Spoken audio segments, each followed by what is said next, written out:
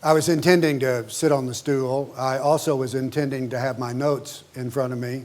The reason that I had to miss 3 verses of All Saints, for All the Saints, is that these were smaller and slipped out of my stack and were on the floor in my study. I did not want to be on the cuff today. All Saints Day is actually one of the most important days in my Christian year. The reason is that the birth of Jesus put Jesus in the flesh. The death of Jesus turned Jesus' spirit into a force in the world, a definition of love. But I didn't get it from that.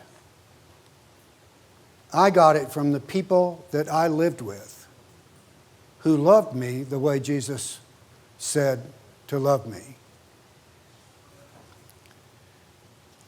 Love is an intellectual, emotional idea until it happens to us. We talked about grace in one of the church words, and the fact that the problem with love is that it has so many different definitions because there's so many different people that love so many different ways. And some of those definitions are good, and some of them are crazy. So what do we do with this mixture of all of these reasons? Well, we know what real love is when it happens to us. Some way or another, when someone comes to us and loves us without any kind of thought of self-interest or self-concern or they just love us. It changes us. It turns us right side up. And that's the love that we want to live. That's the love that we begin to see in a whole crowd of people around us. So it's happened to you. And those saints are more important than the other ones, because they are who brought Christ to you by their living and loving and caring for you in unconditional ways. In more than 30 years of my ministry, I've celebrated an All Saints Day this way. I've sat down and started writing the names of the saints that I have known. Some of them are people that just happened to me once in my life over a weekend, like Clarence Jordan. Or some of them are people who have followed me when I was in the wilderness and did not have any interest in church, though I hadn't lost my interest in God. He was Ed Gibbs. There are people that I have lived with all my life, my parents, who loved me and never said they wouldn't love me because of something I did or something that I did not do. I was good. I was grateful.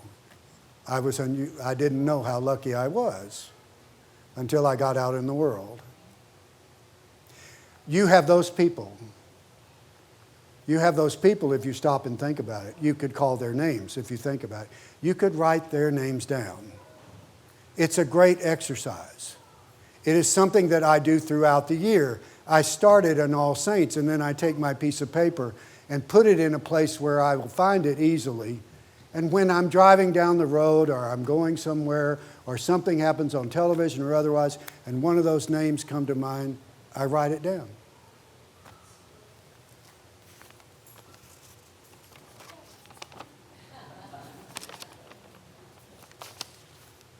There's still room.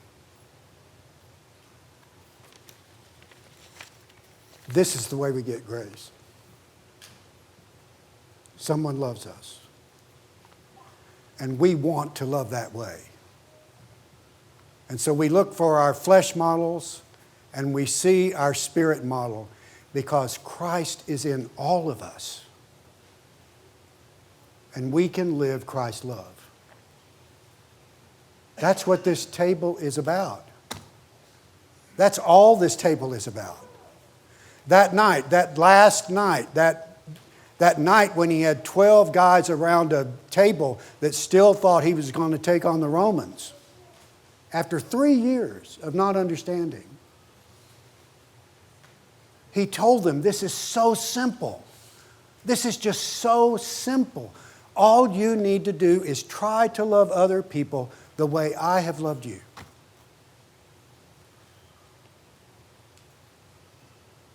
I will be with you always.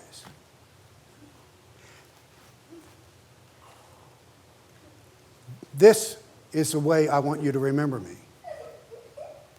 This bread is my body in you. You can live my life. This cup is the blood that's going to be shed for your sake, not for mine.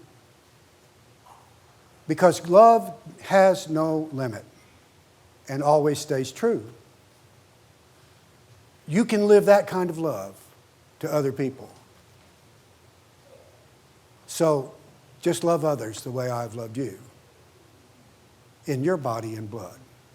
Take and eat. Take and drink. We're going to take a little bit of time here, just in silence. You've got a pencil, you've got a piece of paper. Just start writing down some names in your life of the people who have been the grace of Christ to you.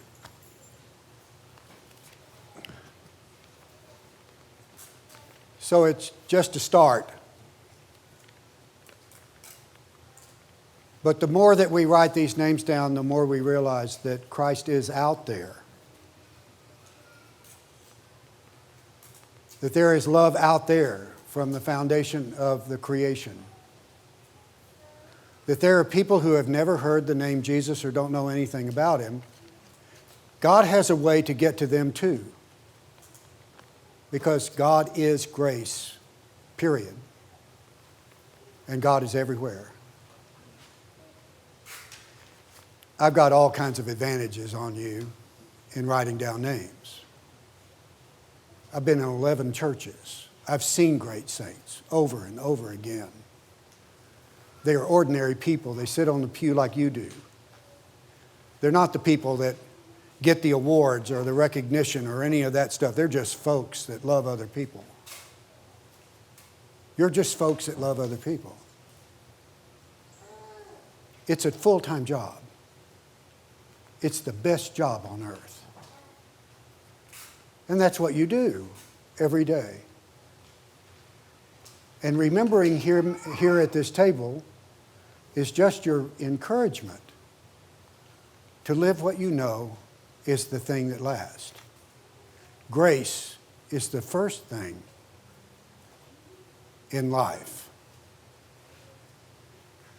And when it boils down to everything else, grace is the only thing.